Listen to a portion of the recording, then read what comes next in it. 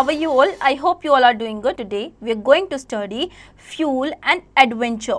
We already know about fuels and their importance in our life. We should save fuels for the future. We will know about different types of fuels, how can people save fuel, about mountaineering. Substances that produce heat and light energy on burning are called fuels. The process by which fuel is converted into energy are called combustion. All vehicles are dependent on the fuel to run. However, all of them do not use the same fuel. Most of the fuels that we use commonly are available naturally. देखिए वो substances जिसके through heat या फिर energy निकलती है उसे हम fuel कहते हैं. Fuel का use किया जाता है काफ़ी सारे मतलब कि फ्यूल को कन्वर्ट करने के लिए एनर्जी में उसका यूज़ किया जाता है, जिसको हम क्या कहते हैं, कंबशन कहते हैं. नाउ जो व्हीकल्स है वो डिपेंड करते हैं फ्यूल पर ही, गाड़ी जो रन करती हैं उनके उस पर. ठीक है, अब हर व्हीकल में सेम फ्यूल यूज़ भी नहीं किया जाता, डिफरेंट टाइप्स के फ्यूल यूज़ किए जाते हैं जो कि हमें नेचुरली मिलते हैं. अब आइए आगे चलते हैं. Types of fuels. Based on their physical state, fuels can be classified as solid, liquid and gases. Physical state पे ये classify किया जाता है solid, liquid और gases में. देखिए solid fuels. Fuels that exist in solid state at room temperature are called solid fuels. Wood, charcoal, cow dung, cake, agriculture waste and coal are some examples of solid fuels. देखिए solid fuels क्या क्या होते हैं. अब ये depend करते हैं कि रूम के टेम्परेचर पे डिपेंड करते हैं, तो इन्हें हम सॉलिड फ्यूल्स कहते हैं. जैसे कि वुड हो गया, charcoal, cow dung, agriculture waste, ये सब क्या है, सॉलिड फ्यूल है. ओके, लिक्विड फ्यूल क्या है, fuel that exist in liquid state at room temperature are called liquid fuels. Kerosene, petrol, diesel and fuel are some examples of liquid fuels. देखिए जो room temperature में आपके liquid form में exist करते हैं, जैसे कि क्या क्या हो गए, केरोसिन, पेट्रोल, डीजल, ये सब क्या हैं, आपके लिक्विड फ्यूल्स हैं. Gaseous fuels. Fuels that exist in gaseous state in the room temperature are called gaseous fuels. Petroleum gas, natural gas, biogas are examples of gaseous fuels. देखिए room temperature में जो fuels gaseous form में रहते हैं उन्हें हम gaseous fuels कहते हैं, जैसे कि petroleum gas, natural gas, biogas. Okay, now some fuels are available in a limited quantity. Once exhausted, they cannot be renewed easily as they takes millions of years to form. They are known as non-renewable resources of fuel. Others which are available continuously in nature and be renewed as known as renewable resources. देखिए कुछ fuels ऐसे होते हैं जो limited quantity में होते हैं, अगर एक बार में आप ख़त्म कर देंगे तो दोबारा से उन्हें लाना बहुत ज़्यादा मुश्किल है, क्योंकि उन्हें बनने में मिलियंस ऑफ ईयर्स लगते हैं. ऐसे रिसोर्सेज को हम बोलते हैं नॉन रिन्यूएबल रिसोर्सेज. और वो रिसोर्सेज जो कि हमें कंटिन्यूसली मिल जाते हैं, ईजिली मिल जाते हैं, उन्हें हम रिन्यूएबल रिसोर्सेज बोलते हैं. Okay, non renewable resources. Commonly used fuels like coal, petroleum and natural gas are obtained from the deposits of plants and animals that got buried in soil millions of years ago. They are called fossil fuels. आज के time पे जो fuels हम use कर पाते हैं, जैसे कि कोल, पेट्रोलियम, नेचुरल गैस जो हो गया, ये आज के टाइम पे हम इसीलिए यूज़ कर पा रहे हैं क्योंकि मिलियंस के ईयर्स पहले लोगों ने इसे फ्यूल बनने के लिए छोड़ दिया था. ठीक है, डिपॉजिट्स हैं ये प्लांट्स और एनिमल्स के, यही जाकर के क्या बनते हैं, फ्यूल बनते हैं. ओके, जब ये मिलियन ईयर्स तक दबे रह जाते हैं तब जाके ये क्या बनते हैं, फ्यूल बनते हैं. तो इसे हम फॉसिल फ्यूल भी बोलते हैं. लेट्स नो, पेट्रोलियम और mineral oil is known as a black gold. Petroleum और मिनरल ऑयल को ब्लैक गोल्ड भी बोला जाता है. Okay, Fossil fuels supply about 90% in world's energy. There are several types of fossil fuels having varied uses. देखिए fossil fuels 90% world की energy use करते हैं. अब देखिए several types के fossil fuels होते हैं, अब उनके बारे में हम पढ़ेंगे. जैसे कि coal. The coal that we use to perform various activities like cooking, heating and generating electricity is performed after a long time procedure. Coal is commonly used as a fuel in factories and mines. It is formed from the remains of the dead plants and get buried many years ago. The dead plants which get buried under the earth convert into peat and then coal. Okay, देखिए कोल जो है ये काफ़ी सारी activities perform करता है, जैसे कि कुकिंग, हीटिंग या फिर इलेक्ट्रिसिटी जनरेट करना. ठीक है, इसे यूज़ किया जाता है कॉमनली फैक्ट्रीज या फिर माइंस में. ठीक है, अब ये किससे बने हैं, ये डेड प्लांट्स और एनिमल्स जो बहुत सालों पहले ब्यूरो किए गए थे उस टाइम से, तो अब जाकर के ये फ्यूल, पहले ये पीट होता है, देन इसे कन्वर्ट किया जाता है फ्यूल में, ओके, कोल में। देन अब देखिए पेट्रोलियम, पेट्रोलियम और रोक oil is also called crude oil. It is very dark and thick liquid which is actually a mixture of number of chemicals. Millions of years ago, most of the life on the earth was in the sea. When sea plants and animals died, their bodies were buried under layers of mud and silt on the seabed. Okay, देखिए petroleum और rock soil जो होते हैं उन्हें हम crude oil बोलते हैं। ये बहुत डार्क और थिक लिक्विड होते हैं और मिक्सचर होते हैं बहुत सारे केमिकल्स का। ओके, मिलियंस ईयर्स अगो ये जो हैं अर्थ के जो क्रस्ट है या फिर आप बोलेंगे एक लेयर होती है वहाँ पर ब्यूरिड थे, काफ़ी लेयर्स के नीचे, या फिर आप बोलेंगे कि सी बेड के नीचे ये बिल्कुल ब्यूरिड थे और आज के टाइम पे इन्हें यूज़ किया जाता है। ठीक है, under high temperature and pressure the remain of the sea plants and animals change into crude oil and natural gas. देखिए जब हाई टेम्परेचर रहा इनका नीचे पे और जिसकी वजह से ये किस में कन्वर्ट हो गए, ये जो ब्यूरिड प्लांट्स और एनिमल्स थे ये किस में चेंज हो गए, क्रूड ऑयल और नेचुरल गैसेस में ये चेंज हो गए। ठीक है, the crude oil got collected in large pools and is taken out by drilling through the layers of rocks. Petroleum is used to run vehicles. Crude mineral oil is refined to produce petrol, diesel, kerosene and mobile oil. देखिए crude oil को collect किया जाता है large pool से और निकाला जाता है किससे, ड्रिलिंग मशीन्स का यूज़ किया जाता है रॉक्स की लेयर्स को तोड़ने के लिए। ओके, उसके बाद वहाँ से निकाला जाता है। पेट्रोलियम का यूज़ किया जाता है व्हीकल्स चलाने के लिए। क्रूड मिनरल्स का यूज़ किया जाता है, प्रोड्यूस किया जाता है, उससे क्रूड मिनरल्स जो होते हैं उनसे हम पेट्रोलियम प्रोड्यूस करते हैं, डीजल, केरोसिन, मोबाइल ऑयल, ये सारी चीज़ें हम उनसे प्रोड्यूस करते हैं। Okay, These are used as fuel in cars, buses, scooters, ships and aeroplanes. Petrol is generally used as a fuel in cars, two-wheelers and three-wheelers. Diesel is used as fuel in heavy vehicles such as trucks, tractors, ships, buses, railway engines and motor boats. It has more pulling power as a fuel than petrol. देखिए जो आपके fuel हैं वो use किया जाता है cars, buses, scooter, ship, aeroplanes में। Okay, petrol का generally as a fuel use किया जाता है कार्स में, टू व्हीलर्स में या थ्री व्हीलर्स में। ओके, डीजल्स का हैवी व्हीकल्स में यूज़ किया जाता है जैसे कि trucks, tractor, ships, buses, railway engines या फिर motor boats. Okay, now natural gas. Natural gas is found along the petroleum in the oil wells. This gas is used as fuel too at home and in industries. Compressed natural gas CNG is used as fuel in many vehicles in cities across India and the world. This fuel does not cause pollution and is therefore also known as a clean fuel. देखिए natural gas या जो कि petroleum, जो natural gas और petroleum दोनों ही चीज़ें oil well से निकाली जाती हैं। ओके, और ये यूज़ की जाती हैं as a fuel. Okay, industries में यूज़ की जाती है। CNG का हम यूज़ करते हैं व्हीकल्स में। ओके, आगे बढ़ते हैं। Renewable fuels, wood, solar energy and wind energy are form of renewable sources of energy.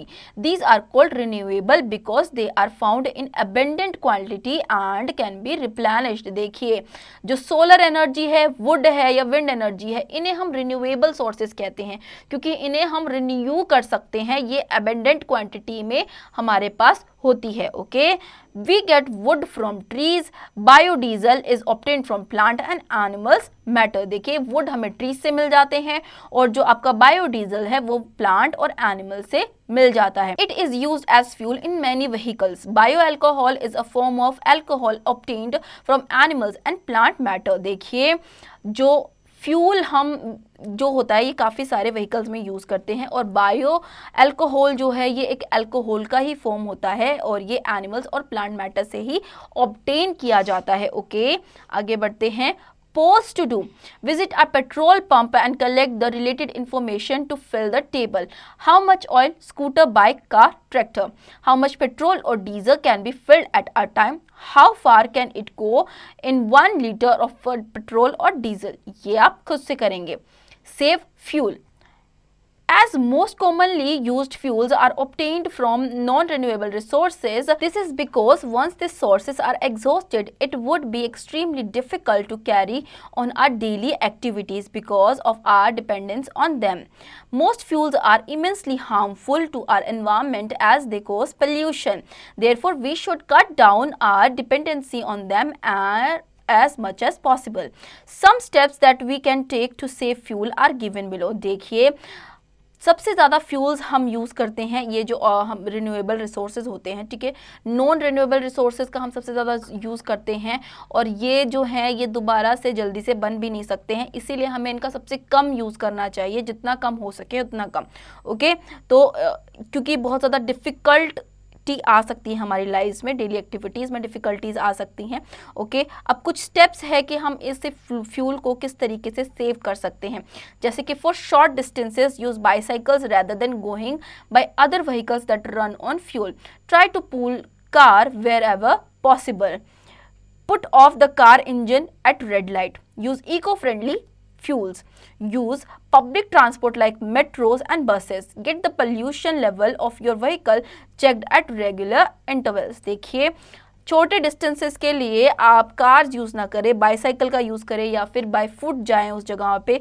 Okay, जब भी आप रेड लाइट पे हैं तो अपनी कार को ऑफ कर दें। ओके, अपने कार का पोल्यूशन लेवल चेक कराएं, पब्लिक ट्रांसपोर्ट का यूज करें। ओके, आगे बढ़ते हैं now. Adventure and adventure sports, man is always fascinated by the wonders of nature and adventure is a kind of challenge to our resources, mental toughness and physical strength.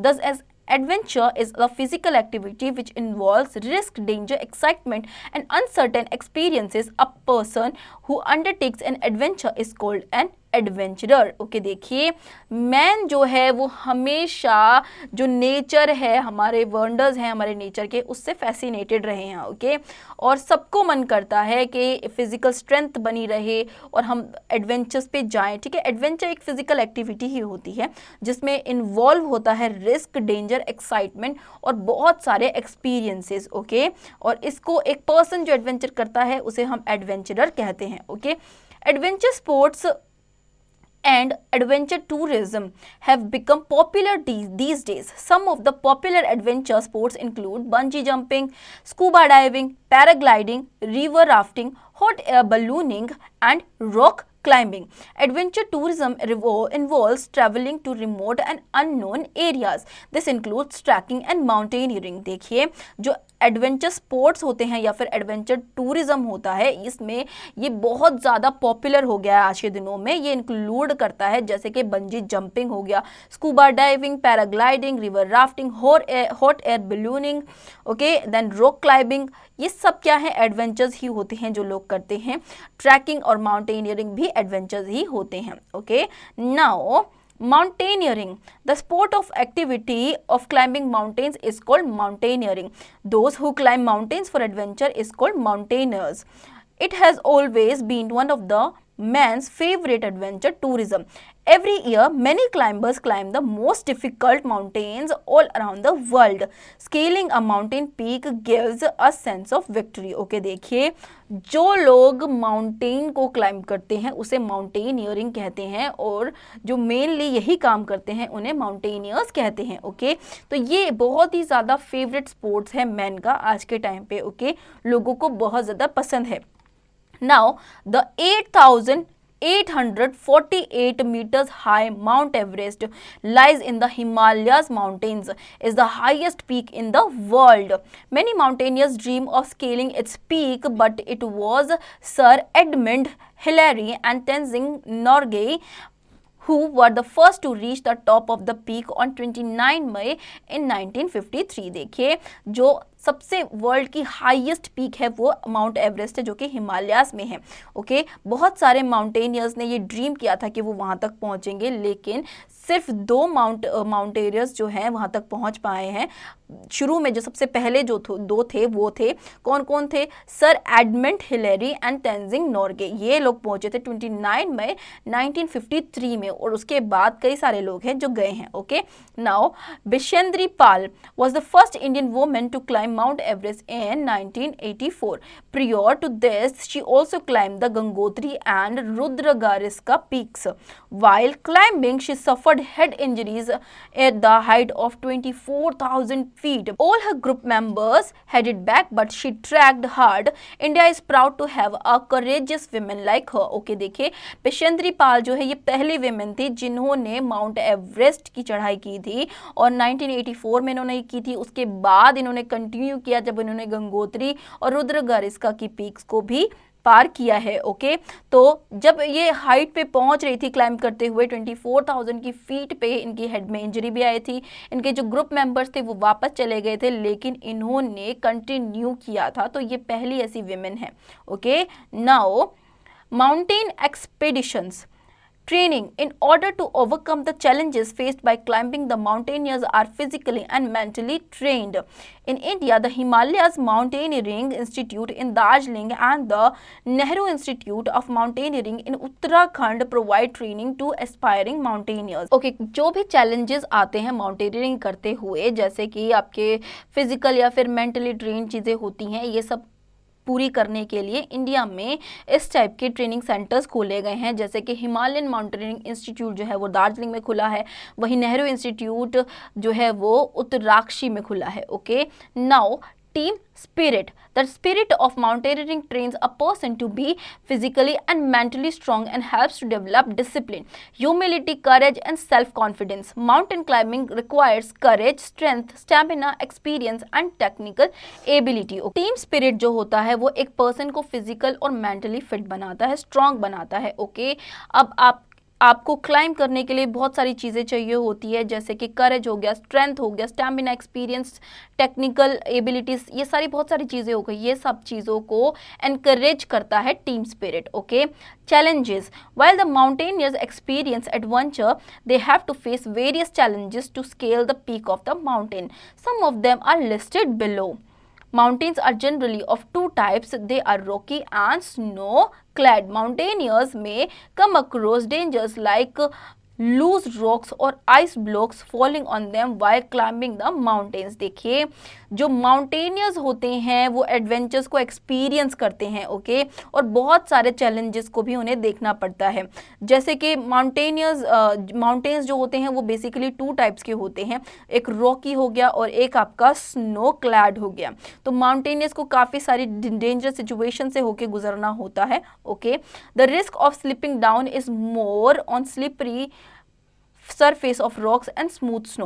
The fast changing weather conditions are also one of the challenges the mountaineers have to face. Snowfall, rains and lightning may occur suddenly, giving very little time to mountaineers to reach the safe place. देखिए, risk होता है क्योंकि ice वाली जो areas होती है काफ़ी slippery होती है, वहाँ पे आप इजीली मूव नहीं कर सकते हैं। उसके अलावा अगर वेदर कंडीशंस चेंज हो रही हैं फास्टली तो भी आपके लिए बहुत ज़्यादा डिफ़िकल्ट हो जाता है किसी सेफ एरिया में जल्दी से पहुँचने के लिए, तो काफ़ी ज़्यादा डिफ़िकल्ट होता है।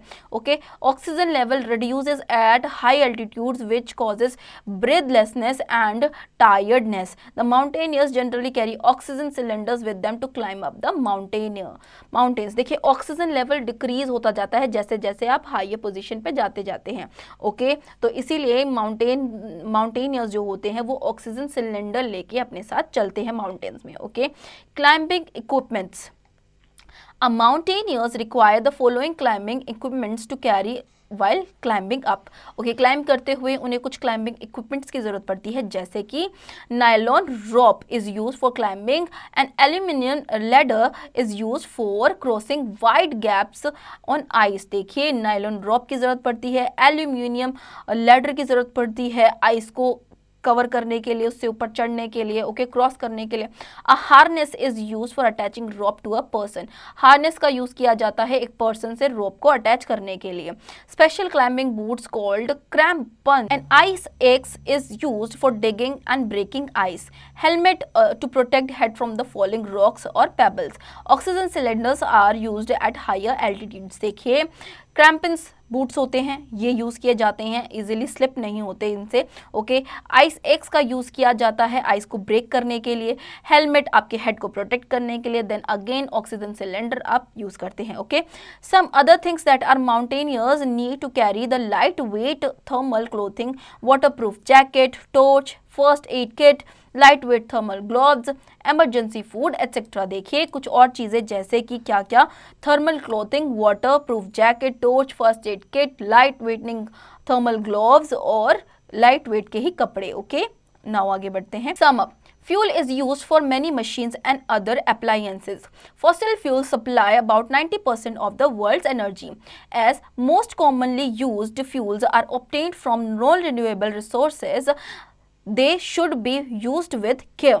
An adventure is a kind of challenge to our resources, mental toughness and physical strength. Bishendri Pal was the first Indian woman to climb the Mount Everest in 1984. The spirit of mountaineering trains a person to be physically and mentally strong and helps to develop discipline, humility, courage and self-confidence. So students, I hope आपको ये chapter समझ में आया होगा। अब इसके exercise की practice आप खुद से करेंगे।